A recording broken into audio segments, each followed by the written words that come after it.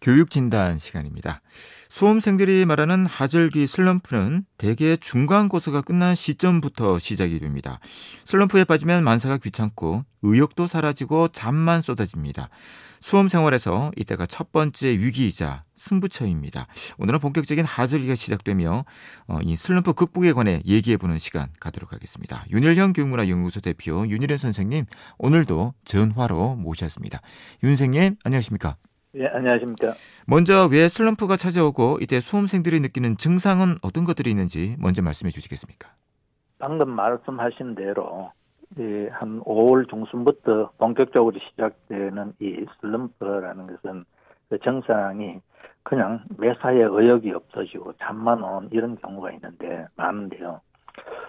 이 시점에서 수험생을 가장 괴롭히고 있는 것은 이 날이 풀리면서 오는 더위나 졸음이나 이런 게 아닙니다. 실제로는 시학기가 시작된 지 상당한 시간이 흘렀지만 기대한 만큼의 성적 변화가 일어나지 않은 데서 오는 이 자신감의 상실과 무력감 때문에 좌절감을 느껴 힘들어하고 있는 것입니다. 이 심리적 안정과 자신감이 결여된 상태에서는 하루 종일 책상 앞에 앉아있어도 생산성이 없습니다. 이럴 때 주변의 따뜻한 관심과 배려가 필요합니다. 그러니 학교와 가정에서는 이 점을 간과하는 경우가 많은데요. 수험생 자신도 혼자 속에 넣어두고 끙끙 앓기만 하기보다는 문제가 있으면 드러내놓고 도움과 충고를 구하며 적극적으로 이 슬럼프에서 벗어나려고 노력하는 게 바람직합니다. 네. 자, 그렇다면 이 슬럼프를 극복하기 위해서 어떻게 해야 하는지 구체적으로 대책을 말씀해 주시겠습니까? 예, 공부뿐만 아니라 다른 일도 마찬가지겠습니다만 이 매사에 능동적인 자세를 유지하는 게 중요합니다. 이 본격적인 하절기를 맞은 수험생들이 의욕 상실을 겪고 있는데요. 상당수의 학생들은 날마다 되풀이되는 판에 박힌 일상이 좀 지겨울 수 있습니다. 이 말은 생활에 재미와 활력이 없다는 뜻입니다. 생활 자체를 스스로 능동적으로 꾸려가지 못하고 타의에 의해 끌려가거나 남이 짜준 프로그램을 수동적으로 따라가는 학생의 경우 이 정신은 더 심하고 심각한 경우가 많습니다.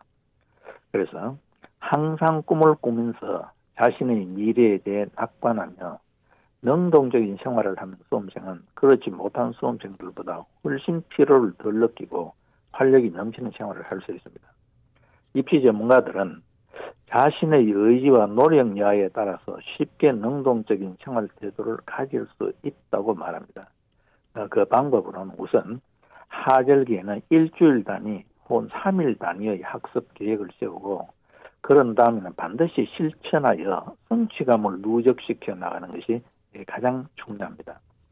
실천을 통해 성취감을 느끼면 자신감을 가지게 되고 그러면 몸과 마음이 건강한 상태를 유지하게 돼 전반적으로 활기찬 생활을 할 수 있습니다. 수험생활은 그 누구도 대신해 줄 수 없기 때문에 모든 것을 스스로 해결하겠다는 적극적이고 능동적인 자세를 가지면 슬럼프가 와도 보다 좀 빨리 헤어날 수 있습니다. 그리고 두 번째는 이 학습 태도를 우리가 한번 생각해 봐야 되는데요. 자신이 소화할 수 없을 정도로 과외나 학원 수강을 많이 한 학생들은 만성 피로와 의욕 상실에 빠질 가능성이 높습니다. 이런 학생들은 공부에 바치는 시간에 비해 가시적인 성적 향상이 별로 없어 의기소침해지는 경우가 많습니다. 어떤 과목이든지 기본 개념과 원리를 이해하는 첫 단계에서는 남의 도움을 받을 수 있겠지만 점수와 연결되는 문제풀이 능력이나 응용력은 수험생 스스로 배양해야 됩니다.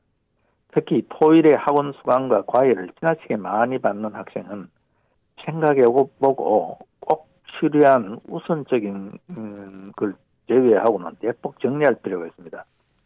학원 수강이나 과외를 받아도 별 효과가 없는 경우는 그 요인을 냉정하게 분석해 볼 필요가 있습니다. 어느 과목이든지 나름의 체계를 가지고 있기 때문에 일정 시간을 투자하여 단계적으로 접근할 필요가 있는 거죠. 따라서 요점 정리 위주의 학습, 이런 걸로는 별로 도움이 안 된다는 것도 한번 생각해 볼 필요가 있고요. 또 우리가 부모님들도 같이 생각해 봐야 되는 게 가외에 투자한 시간과 돈에 비례하여 성적 향상이 일어나지는 않습니다. 이건 여러 연구를 통해서도 밝혀지고 있죠. 따라서 수험생과 학부모가 조금만 냉정하게 생각해 보면 학교 수업이 얼마나 중요한지를 알 수 있습니다. 평소 모의고사 성적은 좋은데 실제 수능 시험에서 좋은 점수가 안 나오는 수험생 상당수가 이 기본 개념과 원리에 의해 충분한 시간을 투자하지 않는 경우가 많다는 게 드러나고 있습니다.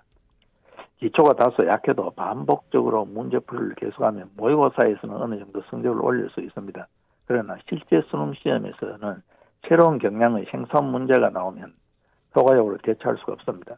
그래서 수업 시간을 통해 기본 개념과 원리에 대해 오래 생각하는 학습 태도를 한번 점검해 볼 필요가 있습니다. 그렇게 하고 있는지. 수업 시간에 몰두하지 않고서는 수능 시험에서 고득 좀 하기가 어렵습니다.